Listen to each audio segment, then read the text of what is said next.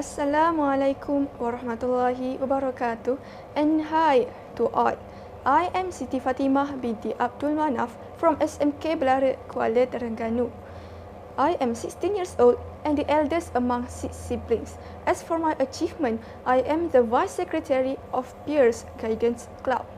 I joined the school choir and participated in the choruscal sketch competition district level 2019.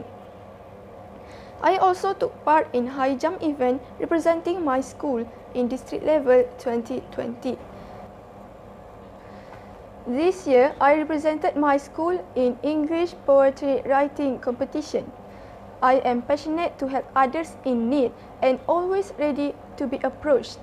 Being the peers member, I am able to share my tiny drop of knowledge on various topics with my lovely friends. I will treat others as how I would like to be treated.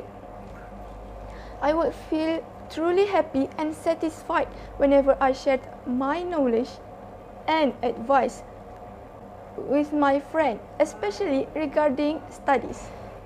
The book that I will be reviewing is This End of the Rainbow by Adibah Amin. As we may already know, she is best known for her As I Was Passing column, which was a regular feature of New Straits Times in 1970s and early 80s. She was born in Johor Bahru in 1936. She was a Malaysian writer, columnist, teacher, translator, and also an actress. This End of the Rainbow is her first novel in English, which was published in 2006. Set in 1950s, it captures the innocence and spiritedness of young university students during their carefree days on campus. But they are soon torn between their own sheltered upbringing and the harsh realities of colonialism, social injustices, and racial prejudices. The writer uses lots of flashbacks on the childhood of the main character, Ayu, to show her point of view. The writer wrote about how Ayu and the villagers struggled during the invasion of Japanese. They took refugees at Kempas Forest. The sound of gunfire in the distance made them tremble. When it was all over, they returned to their home only to witness a lot of damage was done by the Japanese. Many headless bodies lying everywhere. Ayu's generation had been children during the World War II. Some had escaped by a hair's breadth when their little siblings were caught and thrown into the air to fall on bayonet points. Others had seen older family members dragged away to return severely injured or to vanish forever.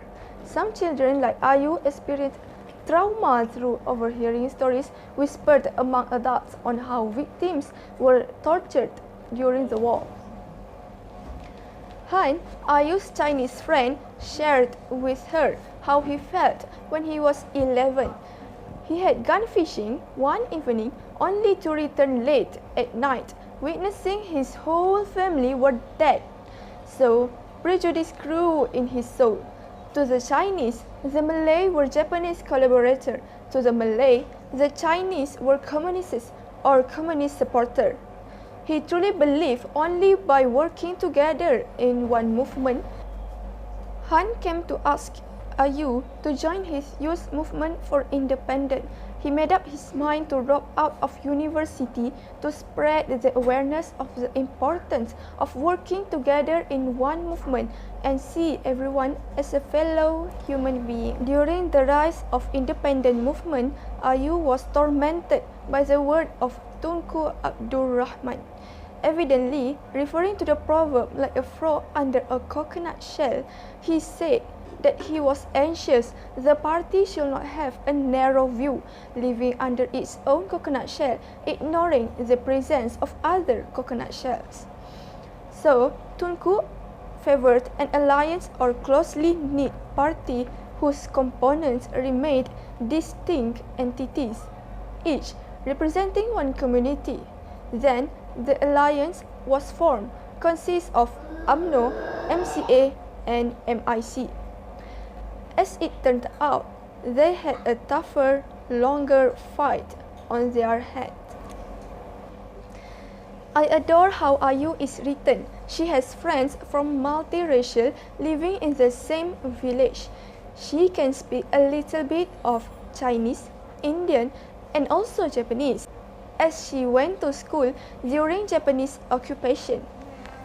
Then, after the war is over, she went to an English school. There, she learned English. Her mother is a very broad-minded single mother who thinks education is important for all her children. Next, Ayu is a good singer and she joined the university's choir. They performed in the Singapore and in the Peninsula. Ayu was well taught by both her parents. She is brave and hardworking.